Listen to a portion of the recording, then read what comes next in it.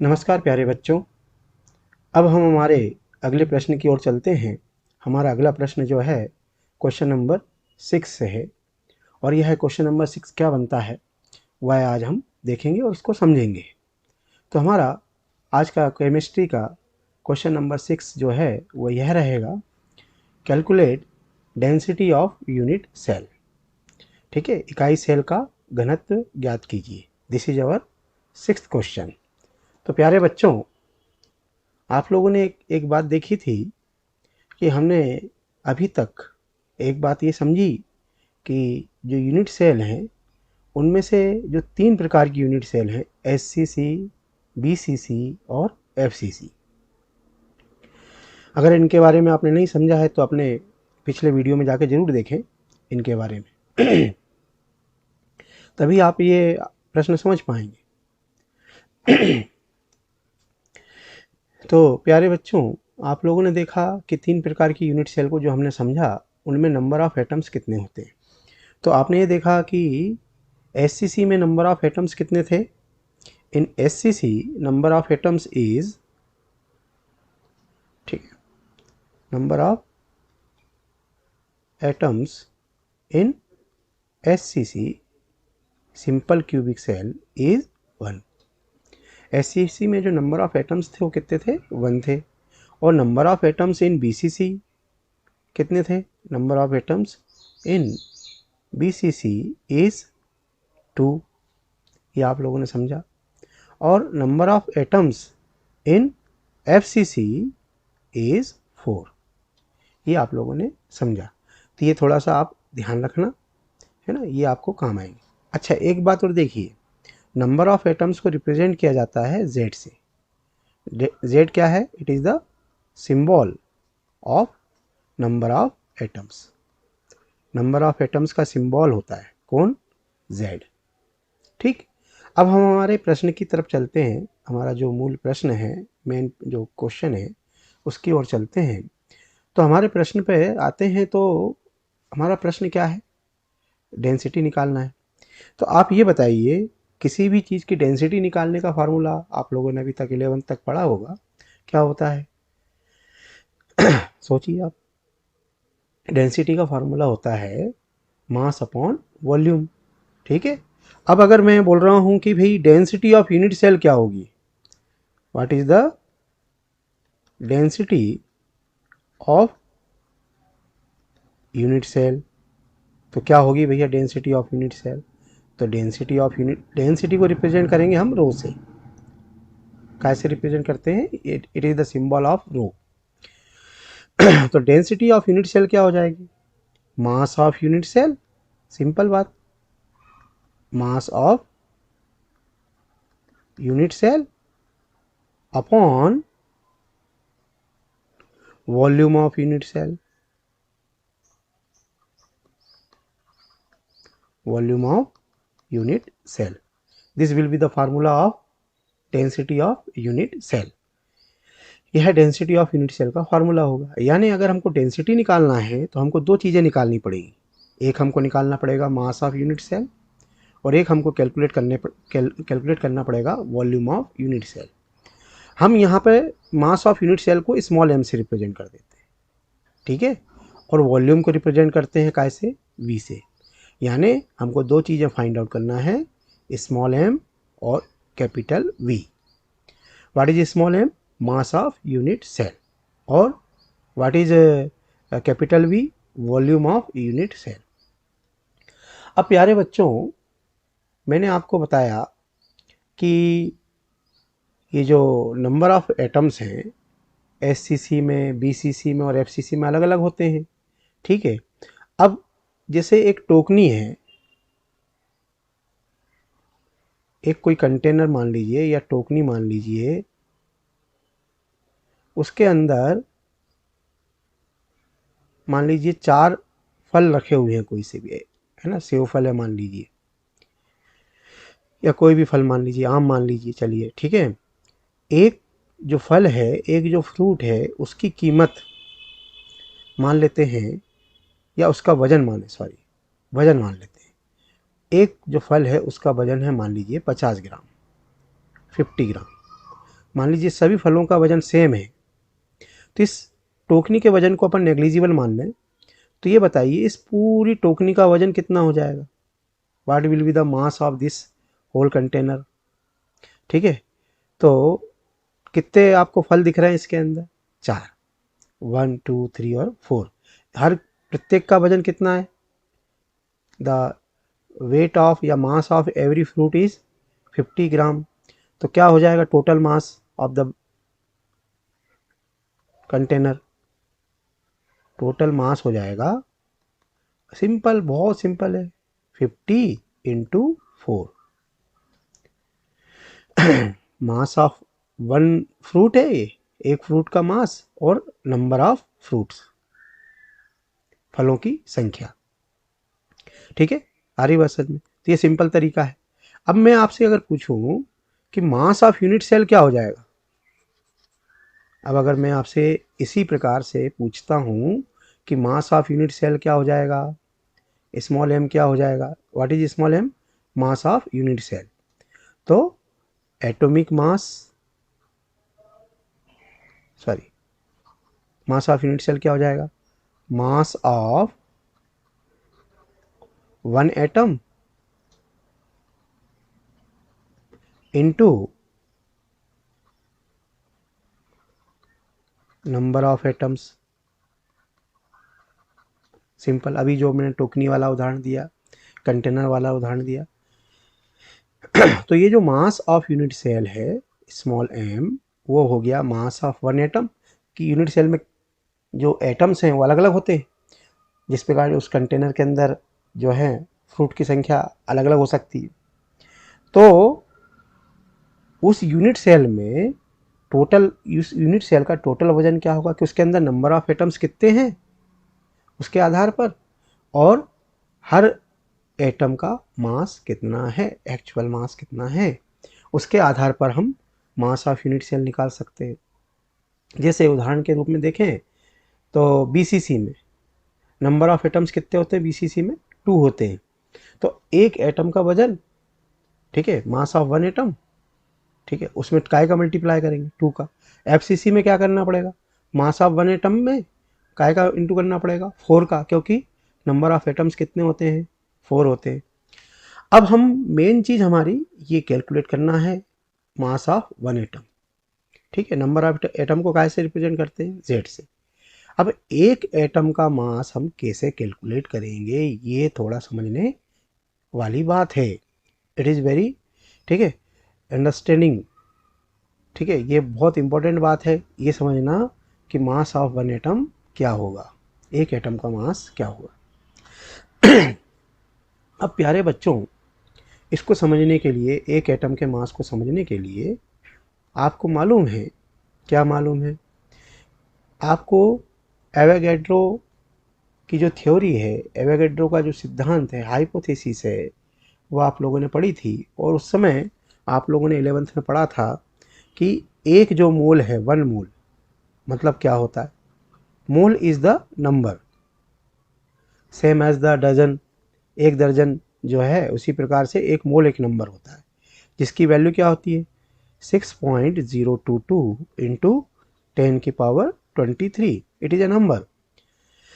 पर इस नंबर में बहुत कुछ बातें छुपी हुई हैं। क्या बातें छुपी हुई हैं कि अगर मैं बोलूं कि, अगर मैं आपसे पूछता हूं कि कार्बन का एटॉमिक मास कितना होता है, atomic mass of carbon, atomic mass of carbon is 12 होता है, एटॉमिक नंबर 6 होता है।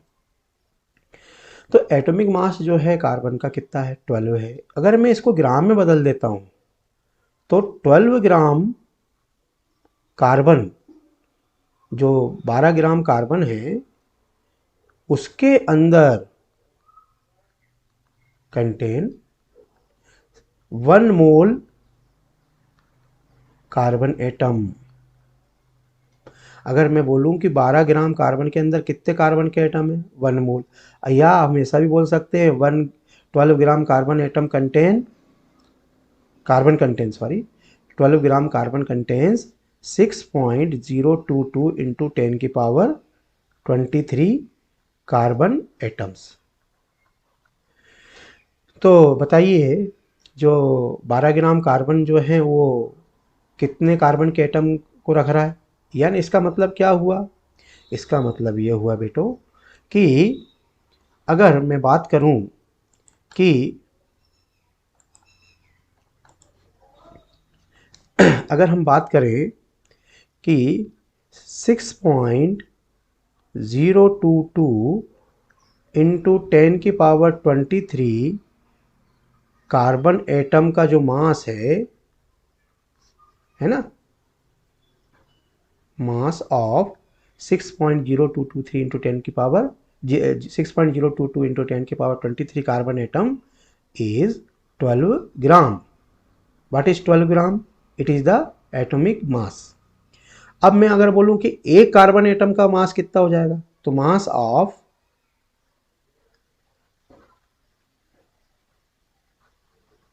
ऑफ वन कार्बन एटम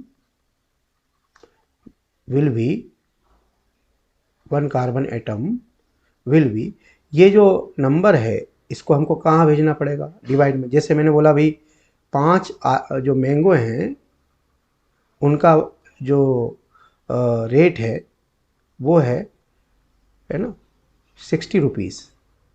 5 आम आते हैं 60 रुपये के, तो एक आम कितने का आएगा? 1 मैंगो की जो प्राइस है वो क्या हो जाएगी?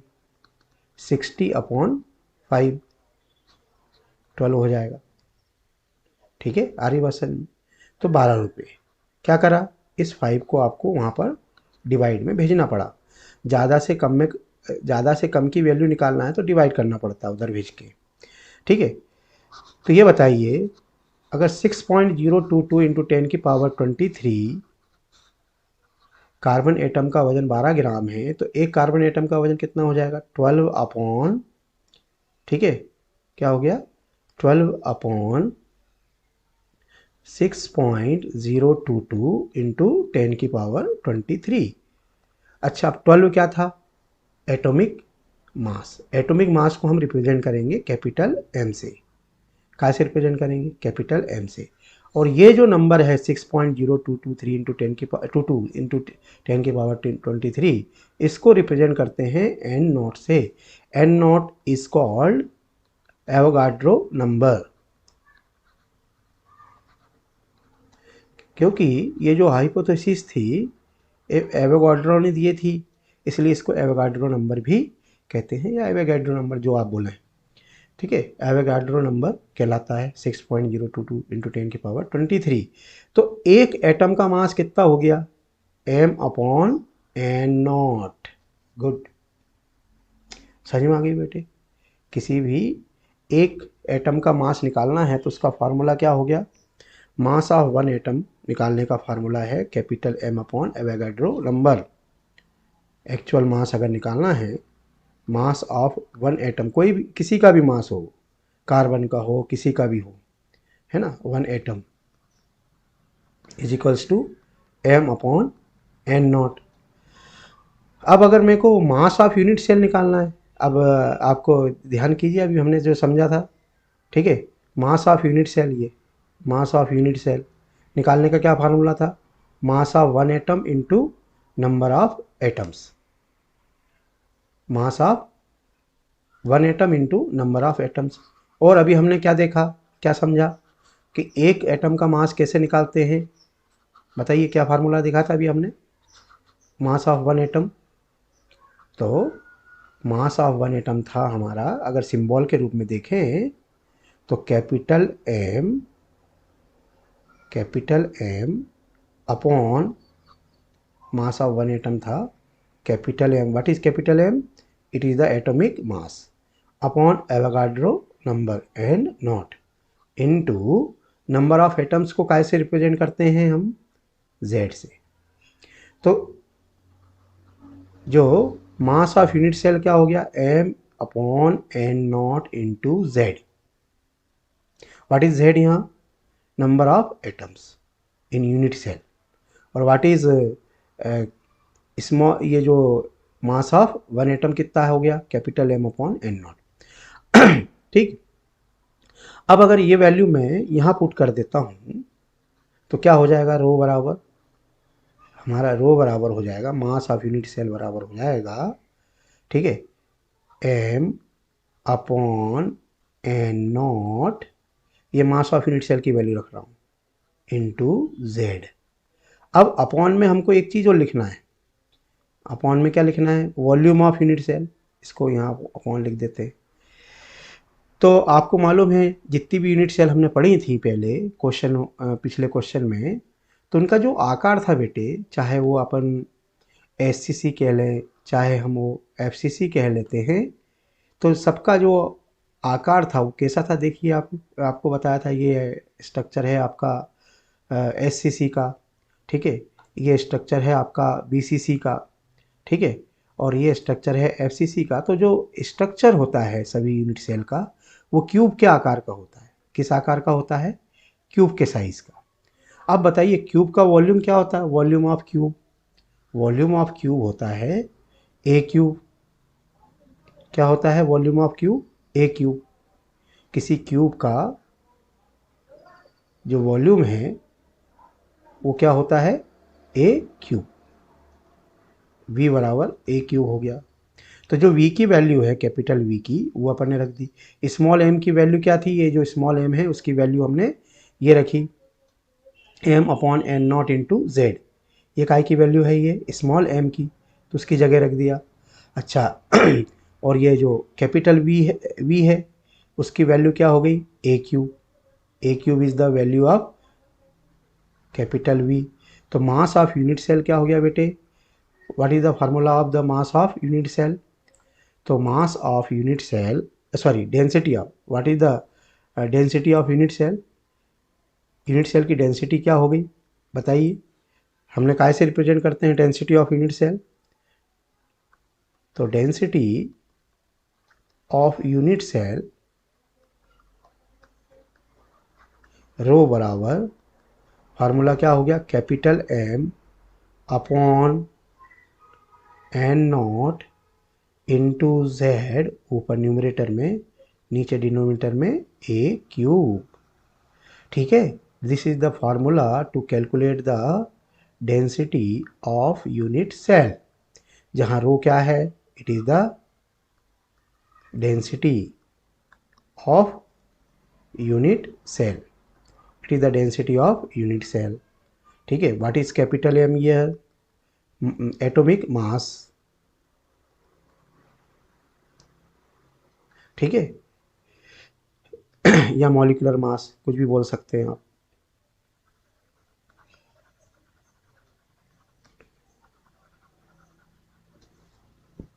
ठीक है।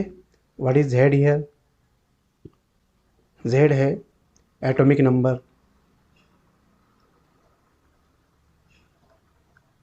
ठीक है, एटॉमिक नंबर है। What is N naught, Avogadro number, Avogadro का नंबर है। What is a, side of unit cell,